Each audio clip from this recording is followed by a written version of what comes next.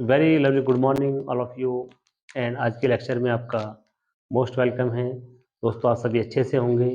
आज मैं आपको राउल्ट्स नेम के बारे में बताऊंगा कि राउल्ट्स रूल क्या है, राउल्ट्स लॉ क्या है। तो इससे पहले मैं एक बात आपको और रिवाइज कराना चाहता हूं। मैंने इससे पहले हेनरीज लॉ, जो पिछला वीडियो मैंने बनाया था, तो वो हेनरीज लॉ के ऊपर था। तो दोस्तों, हेनरीज लॉ क्या था आपको मालूम होगा। जिन लोगों ने वीडियो देखा होगा उनको मालूम होगा कि Henry's law solubility of gas in liquid को एक्सप्लेन करता है। हेनरीज लॉ के में आपका क्या था कि जो पार्शियल प्रेशर होता है, क्या होता है आपका पार्शियल प्रेशर होता है, वो पार्शियल प्रेशर किसके, partial pressure of gas is directly proportional to mole fraction of gas होता है। वो गैस के मोल फ्रैक्शन के लिए Henry's law only for gas की सॉल्युबिलिटी को एक्सप्लेन करने के लिए था।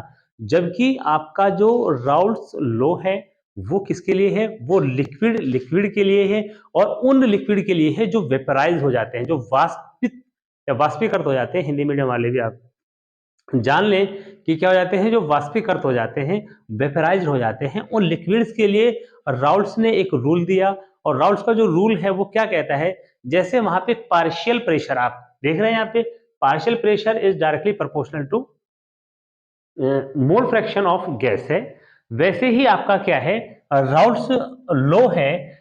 दोस्तों, डिफरेंस मैं आपको बता रहा हूं कि जो राउल्ट्स लॉ है वो क्या है आपका, वो mole fraction of each component is directly proportional to its partial pressure. देखिए, यहाँ कंपोनेंट की बात आती है दोस्तों। कंपोनेंट आपको पता है, सॉल्यूशन के बारे में मैंने जब आपको बताया था तो मैंने आपको बताया था कि जो सॉल्यूशन होते हैं वहां पे क्या होता है, वहां पे आपका सॉल्यूट एंड सॉल्वेंट कंपोनेंट होते हैं, और वहां पे दो या दो से अधिक कंपोनेंट हो सकते हैं। ओके, तो देखिए यहाँ पे क्या है, the mole fraction of each component is directly proportional to its partial pressure. वाष्पशील द्रवों के विलयन में प्रत्येक अवयव का आंशिक दाब विलयन में उसके मोल अंश के समानुपाती होता है। मैंने इंग्लिश मीडियम वालों के लिए भी डेफिनेशन लिखी है, मैंने हिंदी मीडियम वालों के लिए भी क्या लिखी है, डेफिनेशन लिखी हुई है यहाँ पे कि वाष्पशील द्रवों के विलयन में प्रत्येक अवयव का आंशिक दाब विलयन में उसके मोल अंश के समानुपाती होता है। आप सपोज करिए कि जो कोई सॉल्यूशन है, क्या है आपका, कोई सॉल्यूशन है, और वो सपोज करिएगा ए और बी से बना है। किससे बना है, ए और बी से बना है। दीपक, ए और बी से बना है, किससे बना है, ए और बी से बना है। तो सॉल्यूशन बना है, क्या बना है, सॉल्यूशन बना है। तो देखिएगा यहाँ पे आपको क्या करना है, यहाँ पे आपको क्या करना है, मैंने कहा यहाँ पे दो कंपोनेंट देखिएगा। मैंने आपको अभी बताया कि जो राउल्ट्स लॉ है, यहाँ पे मैं टू कंपोनेंट वाले सॉल्यूशन के एग्जाम्पल के साथ आपको मैं क्या बताऊंगा, राउल्ट्स लॉ को एक्सप्लेन करूंगा। ओके, देखिए जो आपके दो कंपोनेंट हैं यहाँ पे ए और बी, सॉल्यूशन किससे बना है, ए और बी से बना हुआ है। और आपका देखिए एक बात और है, यहाँ पे प्रत्येक अवयव, प्रत्येक कंपोनेंट है, तो कंपोनेंट यहाँ पे क्या है, एक ए है और एक बी है। और दोनों कंपोनेंट के अगर मैं एक ही सापेक्ष क्या बताऊं आपको, पार्शियल प्रेशर बताऊं, क्या बताऊं, पार्शियल प्रेशर। तो पार्शियल प्रेशर ऑफ ए, देखिए मैं यहाँ पे लिख दे रहा हूं, partial pressure, partial pressure of A, दोस्तों पी ए हो जाएगा, pressure of A, pressure of A, partial pressure of B, partial pressure of B, दोस्तों क्या हो जाएगा, इसी तरह पी बी हो जाएगा, पार्शियल प्रेशर ऑफ बी। दोस्तों अब क्या करना है आपको, अब मोल फ्रैक्शन मैंने आपको बताया है पिछली वीडियो में कि मोल फ्रैक्शन क्या होता है। तो आप मोल फ्रैक्शन को जानने के लिए वो वीडियो देख सकते हैं, उसमें बहुत इजी वे में मैंने आपको मोल फ्रैक्शन के बारे में बताया हुआ है। लेकिन अगर यहाँ पे ए का मोल फ्रैक्शन मुझे मालूम करना हो या उसको शो करना हो तो कैसे करेंगे, मैंने आपको बताया था कि जो मोल फ्रैक्शन होता है, मोल फ्रैक्शन को हम लोग क्या करते हैं, काई होता है, काई होता है आपका, chi A, mole fraction of, mole fraction, mole fraction of A and chi b equal mole fraction, mole fraction of B.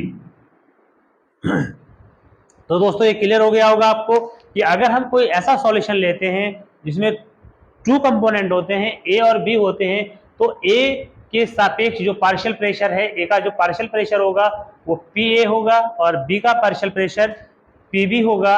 इसी तरह मैंने आपको बताया है कि जो मोल फ्रैक्शन होता है हम उसको काई से डिनोट करते हैं। तो मोल fraction of A, mole fraction को काई से डिनोट करते हैं और नीचे मैंने ए लिख दिया, तो मींस मोल फ्रैक्शन ऑफ ए को हम एक्स ए से डिनोट करते हैं और जो मोल फ्रैक्शन ऑफ बी है हम उसको किससे डिनोट करते हैं, एक्स बी से डिनोट करते हैं। ओके, अब बात आती है, अब राउल्स का नियम लेते हैं। देखिए राउल्स का नियम यही है, केवल आप उसको समझिएगा। राउल्स का नियम क्या है कि जो वाष्पशील द्रवों के विलयन में प्रत्येक अवयव का आंशिक दाब विलयन में उसके मोल अंश के समानुपाती होता है। इंग्लिश में the mole fraction of each component is directly proportional to its partial pressure. Okay, जो कि डेफिनेशन में राउल्स लॉ कहता है कि जो पार्शियल प्रेशर जो है प्रत्येक कंपोनेंट का वो डायरेक्टली प्रोपोर्शनल है। क्या है आपका, डायरेक्टली प्रोपोर्शनल है किसके, उसके मोल फ्रैक्शन के, उसके मोल फ्रैक्शन की जो पार्शियल प्रेशर। प्रियांशु क्या देखिए, जो पार्शियल प्रेशर ऑफ ए है वो is directly proportional to mole fraction of A है। सेम क्या हो जाएगा देखिएगा, अगर मैं P A equal P nought A और काई ए, इसको एक्स भी बोल सकते हैं आप, सिंपल के लिए आप एक्स ए, इक्वेशन नंबर 1। यहाँ पे देखिए दोस्तों, जैसे यहाँ पे आपने देखा कि जो पार्शियल प्रेशर ऑफ है वो directly proportional to mole fraction of A है। ऐसे ही आपका क्या होगा, partial pressure of B is directly proportional to mole fraction of B, mole fraction of B हो जाएगा दोस्तों। और पी बी बराबर P nought B into x B, equation number 2। ये दोस्तों एक आप देख रहे हैं, क्या देख रहे हैं, पी नोड ए। अब दोस्तों अब आप सोच रहे होंगे कि ये पी नोड ए क्या है और ये पी नोड बी क्या है। दोस्तों ये ए और बी के सापेक्ष देखिएगा क्या है, प्योर कंटेंट का, प्योर कंटेंट का क्या है दोस्तों, ये वाष्प दाब है। क्या है ये, हाँ, प्योर कंटेंट का, प्योर कंटेंट का क्या है, ये वेपर प्रेशर है। क्या है आपका, ये वेपर प्रेशर, या इसको वाष्प दाब कहते हैं। क्या कहते हैं आप, वाष्प दाब भी कहते हैं, हिंदी वाले भी। आप देखिएगा प्लीज कि तो दोस्तों यहाँ पे दो इक्वेशन आपको मालूम हो गई है, दोनों की दोनों इक्वेशन राउल्स लॉ को क्लेरिफाई करती है। राउल्स लॉ क्या करती हैं, क्लेरिफाई करती हैं। और देखिएगा अगर मैं राउल्स लॉ को सिंपल लैंग्वेज में और इजीली डिफाइन करना चाहूं तो आप कैसे उसको समझ सकते हैं।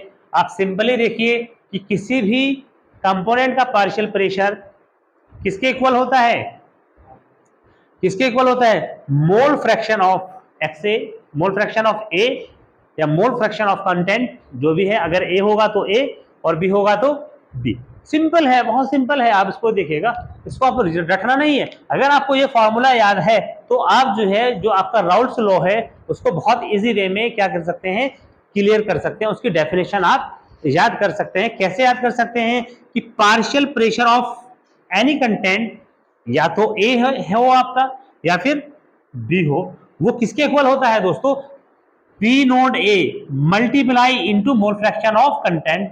अब मोल फ्रैक्शन ऑफ कंटेंट या तो ए है या बी है, ठीक है ना। पी नोड ए या पी नोड बी क्या है, वो कंटेंट के साथ जो है, कंटेंट के सापेक्ष प्योर कंटेंट का वेपर प्रेशर है। ये देखिएगा वाष्प दाब है दोस्तों, क्या है, वाष्प दाब है।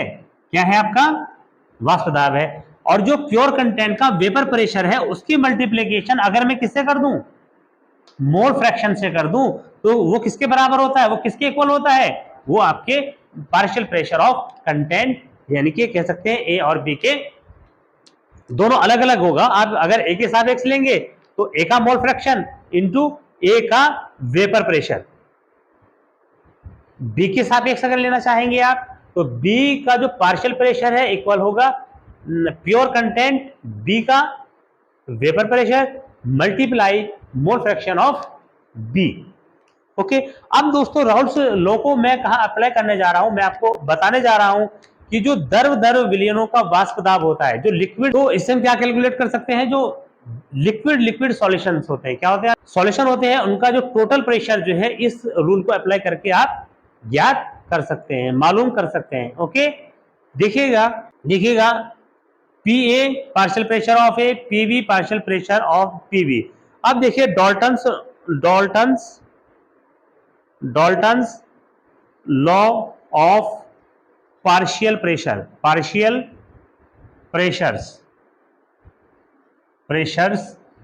देखो, दिस लॉ सेज, दोस्तों जो डाल्टन का आंशिक दाब का नियम है वो क्या कहता है, वो ये कहता है कि अगर किसी पात्र में, किसी बर्तन में 10 कंपोनेंट हैं तो क्या करते हैं, अपना अपना प्रेशर क्रिएट करते हैं, और जो आपका प्रत्येक कंटेंट का जो प्रेशर होता है वो क्रिएट करते हैं, तो हम उसको क्या कहते हैं, पार्शियल प्रेशर ऑफ कंटेंट कहते हैं। और टोटल जो प्रेशर हो, अब देखिए आप टोटल प्रेशर की बात करेंगे तो जो टोटल प्रेशर कैसे क्रिएट होगा दोस्तों, जो टोटल कंपोनेंट होते हैं उनका टोटल, उनके पार्शियल प्रेशर का जो टोटल होगा वो क्या होगा आपका, वो आपका टोटल प्रेशर के या टोटल वेपर प्रेशर के बराबर होगा। टोटल प्रेशर की बात कर रहे हैं हम लोग, तो P बराबर P total Dalton's law of partial pressure. देखो दोस्तों, एक बार मैं फिर बता दे रहा हूं आपको कि जो Dalton's law of partial pressure है, आंशिक, जिसको हिंदी में डाल्टन के आंशिक दाबों का नियम कहते हैं, और डाल्टन के आंशिक दाबों का नियम ये कहता है कि किसी पात्र में रखे हुए कुल अवयवों का दाब, कुल अवयवों का जो कुल दाब होता है दोस्तों, वो उनके आंशिक दाबों के योग के बराबर होता है। अगर मैंने कहा कि किसी कंपोनेंट, किसी बर्तन में, किसी पात्र में कितने वो रखे हैं आपके, सपोज करो 5 कंपोनेंट रखे हैं, कितने कंपोनेंट रखे हैं आपके, 5 कंपोनेंट रखे हैं, और तो 5 कंपोनेंट अलग अलग प्रेशर क्रिएट करते हैं, और उनको, उनका क्या कहते हैं, उस प्रेशर को, जो कंपोनेंट अपना अलग अलग प्रेशर क्रिएट करते हैं उनको क्या कहते हैं, पार्शियल प्रेशर कहते हैं। और देखिएगा, अब कुल जो दाब होगा, जो कुल प्रेशर होगा, तो वो उनके आंशिक दाबों के योग के बराबर हो गया होगा। तो अब मुझे पूरी उम्मीद है कि आप लोगों को ये पॉइंट क्लियर हो गया होगा कि जो डाल्टन्स का लॉ है वो क्या कहता है, ठीक है ना। डाल्टन्स, एक बार फिर बता दे रहा हूं कि डाल्टन के आंशिक दाबों का नियम क्या बताता है कि कुल दाब जो है अवयवों के, कुल दाब अवयवों के आंशिक दाबों के योग के बराबर होता है। अब देखो, अब ये आंशिक दाब, देखो मैंने यहाँ पे आपको बताया है, मैंने आपको शुरू में बताया कि मैंने यहाँ पे 2 कंपोनेंट वाला, कितने कंपोनेंट वाला, 2 कंपोनेंट वाला मैंने यहाँ पे सॉल्यूशन बनाया है, ए और बी। देखिएगा, ए का partial pressure A P A है, partial pressure of B P B है, और मोल फ्रैक्शन एक्स ए है, X B, mole fraction of B x B है। राउल्स लॉ क्या कहता है दोस्तों, राउल्स लॉ कहता है कि पार्शियल प्रेशर जो है मोल फ्रैक्शन के डायरेक्टली प्रोपोर्शनल होता है। ये 2 रिएक्शन आपकी आ जाती हैं, तो डाल्टन्स का लॉ अप्लाई करूंगा मैं यहाँ पे, तो यहाँ पे क्या हो जाएगा, P बराबर P1 प्लस P2। क्योंकि यहाँ पे दोस्तों 2 ही कंटेंट है, कितने कंटेंट है, 2 कंटेंट है, कितने कंटेंट है, 2 है। तो अब क्या होगा, देखिएगा, मैं इक्वेशन फर्स्ट और सेकंड से पी ए और पी बी की वैल्यू रख देता हूं, मैं यहाँ पे क्या रख देता हूं, पी ए और पी बी की वैल्यू रख दूंगा। तो क्या होगा, पी ए की वैल्यू कितनी है, देखिएगा, P note A x A plus P note B x B. Clear हो गया दोस्तों।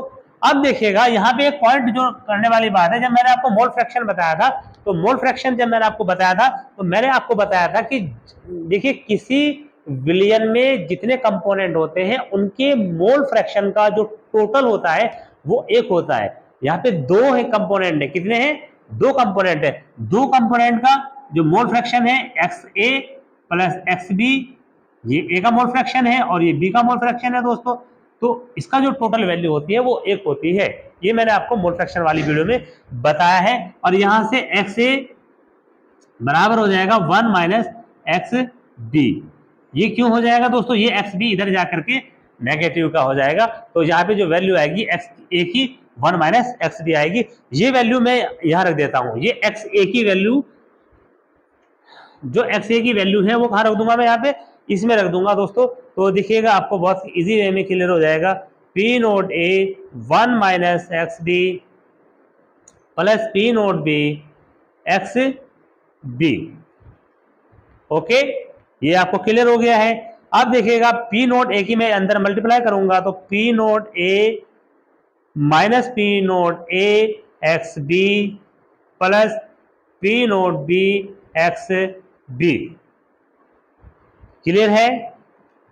चलिए, वेरी गुड। हाँ अंकित, क्लियर है? Very good. तनिषा, आपको समझ में आ रहा होगा, आ रहा है? हाँ रोहित, आ रहा है? Very good. साहिल, चलिए very good. Priyanshu, Monu and Sonu, very good, thank you. चलिए अब देखिए दोस्तों, अब क्या करना है आपको, आपको यहां से क्या करना है, कुछ नहीं करना है, बस देखिएगा यहाँ पे एक्स बी क्या है आपका, कॉमन आ रहा है। एक्स बी क्या आ रहा है यहाँ पे, तो ये हो जाएगा P note A minus P note A plus P note B और एक्स बी क्या आ गया आपका, कॉमन आ गया है आपका। तो दोस्तों मैं इसको मिटा दे रहा हूं इसको, ये आपको कंसेप्ट क्लियर होगा पहले से ही। तो अब मैं इसको क्या कर देता हूं दोस्तों, पी नोट ए, और ये साइन अगर मैं चेंज करूंगा, ये दोस्तों देखिएगा क्या करना है आपको, कुछ नहीं करना है आपको, बस पी नोट ए और ये माइनस का जो चिन्ह है इसको प्लस में चेंज कर रहा हूं, और ये P B minus sorry P note A x B. दोस्तों तो ये क्या है हमारे पास, टोटल जो है लास्ट में P equal P note A plus P note B minus P note A into x B. दोस्तों ये vapour pressure of solution Raoult's के लॉ को डाल्टन्स के लॉ के साथ अप्लाई करने, दोनों को जब हम क्या करते हैं साथ साथ अप्लाई कर देते हैं, तो अप्लाई करने के बाद यहाँ से वेपर प्रेशर ऑफ जो सॉल्यूशन होता है वो कैलकुलेट कर सकते हैं। Total vapour pressure of solution, विलयन का जो कुल वाष्प दाब है वो इस फॉर्मूले से आप कैलकुलेट कर सकते हैं। तो दोस्तों क्लियर, आपको राउल्ट्स लॉ क्लियर हो गया होगा। अब बात आती है, एक छोटी सी बात ये आती है कि मैंने आपको जैसे हेनरीज लॉ के बारे में बताया था, वहाँ पे कुछ लिमिटेशंस थी कि जो हेनरीज लॉ की लिमिटेशन क्या थी, जैसे एक लिमिटेशन थी कि वो केवल डाइल्यूट सॉल्यूशन के लिए ही एप्लीकेबल होता है। सेम यहाँ पर भी है, जो राउल्ट्स जो लॉ है, जो राउल्ट्स लॉ है आपका, only very dilute solution are applicable to Raoult's law. बहुत तनु विलयन, हिंदी वाले प्लीज नोट करिएगा, तनु विलयनों के लिए ही क्या होती है ये, तनु विलयनों के लिए ही दोस्तों राउल्ट्स लॉ एप्लीकेबल होता है। दूसरा दोस्तों क्या है, not applicable to solution of electrolytes.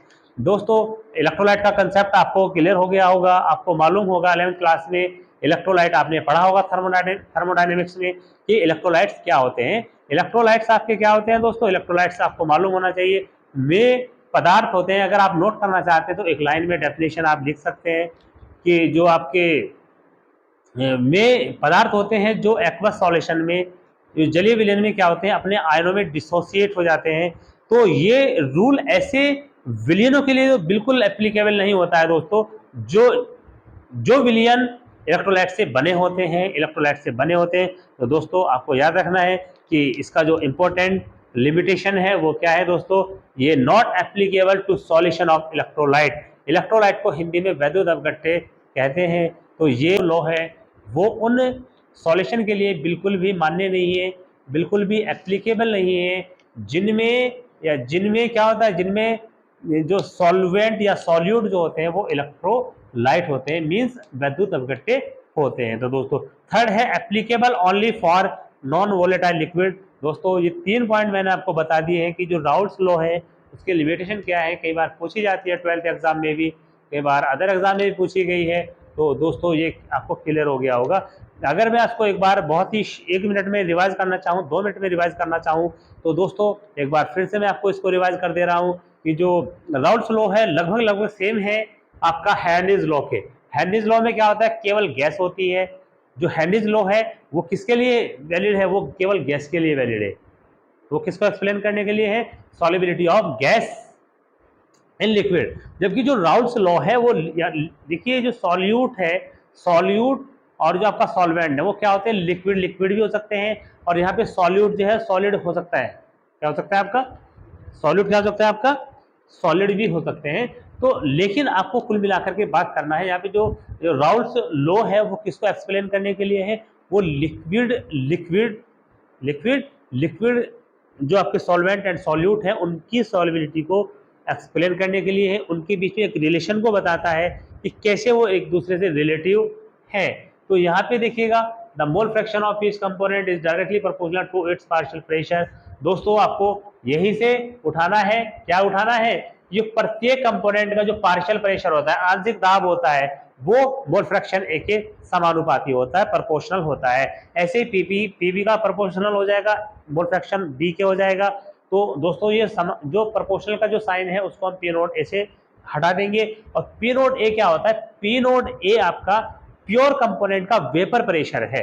दोस्तों अब देखिए, Dalton's law of partial pressure को राउल्स लॉ में अप्लाई करते हैं टोटल प्रेशर को कैलकुलेट करने के लिए, निकालने के लिए। कैसे निकालते हैं दोस्तों, पी टोटल बराबर P A plus P B. चूंकि जो आपका डाल्टन्स का जो नियम है वो ये कहता है कि कि दो, देखिए किसी पात्र में रखे हुए कुल, किसी पात्र में रखे हुए कुल अवयवों का जो आंशिक दाबों का योग होता है वो कुल दाब के बराबर होता है। तो पी टोटल बराबर P A plus P B होगा दोस्तों। और पी ए और पी बी की वैल्यू आप यहां से रख देते हैं, P note A x A plus P note B x B. तो पी नोट ए, देखिए एक्स ए की वैल्यू मैंने x one minus x B क्यों रखी है, क्योंकि आपको पता है कि x A plus x B equal 1 होता है, और x A equal 1 minus x B, ये वैल्यू मैंने यहां से रखी है। तो P note A 1 minus x B plus P note B x B equal P note A minus P note A x B plus P note B x B. दोस्तों यहाँ पे क्या है, देखिएगा यहाँ पे एक्स बी जो है क्या है आपका, कॉमन है। यहाँ पे क्या है, एक्स बी को मैंने बाहर ले लिया है, और ये हो जाएगा minus P note A P note B. अगर ये साइन में चेंज करना चाहता हूं तो P note A plus P note B minus P note A x B के रूप में इसको लिखा जा सकता है। दोस्तों जो ये टोटल ये क्या है, ये P vapour pressure of solution है, और इसको आप इस फॉर्मूले से, यानी कि मैं कह सकता हूं कि जो total vapour pressure of solution है वो इस फॉर्मूले को अप्लाई कर करके आप मालूम कर सकते हैं। ओके दोस्तों, कैलकुलेट कर सकते हैं। तो एक बात और है दोस्तों, यहाँ पे इस इक्वेशन का फायदा क्या है कि जो एक्स बी जो है, आप देख रहे हैं यहाँ पे एक्स बी क्या है, जो मोल फ्रैक्शन ऑफ सॉल्यूट है, कंपोनेंट बी, एक्स बी क्या है, मोल फ्रैक्शन ऑफ बी है। तो वो क्या होता है, वो इसके साथ में डायरेक्टली प्रोपोर्शनल होता है। अगर ये इसकी जो क्वांटिटी अगर कम ज्यादा होती है, अगर मैं कहूँ कि जो मोल फ्रैक्शन है अगर वो कम ज्यादा होगा तो प्रेशर भी क्या होगा, कम या ज्यादा होगा। ठीक है, लिमिटेशंस ऑफ हो गई है। एक बात और मैं आपको क्लियर करना चाहता हूं, ये आप डायग्राम यहाँ पे देख रहे हैं, ये बहुत इजी वे में आपको बता रहा है। क्या बता रहा है यहाँ पे, ये मोल फ्रैक्शन है, ये लाइन मोल फ्रैक्शन को शो कर रही है, ये लाइन आपकी वेपर प्रेशर को शो कर रही है, और ये डॉटेड डॉटेड दो लाइनें आप देख रहे हैं, यहाँ पे ये पार्शियल प्रेशर ऑफ ए है, ये इसको इंडिकेट कर रही है, ये पीबी है, पार्शियल प्रेशर ऑफ पीबी को। और यहाँ पे जो एक लाइन जो दिख रहे हैं, देख रहे हैं आप, ये वाली जो लाइन देख रहे हैं, ये वाली, ये pressure of solution total, P total किसके बराबर है, पी टोटल आपका किसके बराबर है, P A plus P B के बराबर है। दोस्तों ये डायग्राम मैंने आदर्श विलयन को एक्सप्लेन करने के लिए बनाया है कि जो अगर ये सिचुएशन, ये कंडीशन आपको मिलती है, कहां पर मिलती है दोस्तों, ये डायग्राम जो मैंने आपको देख रहे हैं, ये मैंने आइडियल सॉल्यूशन को एक्सप्लेन करने के लिए कि कैसे राउल्स लॉ अगर क्या होता है, अगर जिन कंडीशंस में भी ये डायग्राम देता है और सॉल्यूशन इस डायग्राम को फॉलो करते हैं तो वो आइडियल सॉल्यूशन कहलाते हैं, आदर्श विलयन कहलाते हैं। क्या कहलाते हैं, शर्त यही है कि वो दोनों partial pressure of A be linear condition में होता है, पी बी भी सीधी रेखा में होता है, लीनियर कंडीशन में होता है, और जो टोटल प्रेशर ऑफ सॉल्यूशन है वो जो है उन दोनों आंशिक दाबों के योग के बराबर होता है, और एक सीधी लाइन आपको मिलती है। अगर ये सीधी लाइन मिलती है तो दोस्तों जो आपका सॉल्यूशन है वो आपका आइडियल सॉल्यूशन है। और अगर ये लाइन जो है ऊपर नीचे डेविएट करती है, विचलन प्रदर्शित करती है, तो हम उसको क्या कहते हैं, अनादर्श विलयन कहते हैं। अनादर्श विलयन दो तरीके से डेविएट होते हैं, एक पॉजिटिवली डेविएट होते हैं, पॉजिटिवली डेविएट होते हैं, दूसरा नेगेटिवली डेविएट होते हैं। तो इसके लिए मैंने नेक्स्ट वीडियो बनाया है दोस्तों, तो प्लीज आप इसको समझने के लिए कि क्या आदर्श विलयन क्या होते हैं, अनादर्श विलयन क्या होते हैं, और वो कैसे राउल्स के लॉ से क्या करते हैं, डेविएशन शो करते हैं, उसको जानने के लिए दोस्तों आप हमारी जो नेक्स्ट वीडियो है उसको जरूर देखें। और वीडियो को देखने के लिए आपका बहुत बहुत थैंक्स, बहुत बहुत धन्यवाद दोस्तों। आप हमारी वीडियो को लगातार लाइक करते रहिए, सब्सक्राइब करते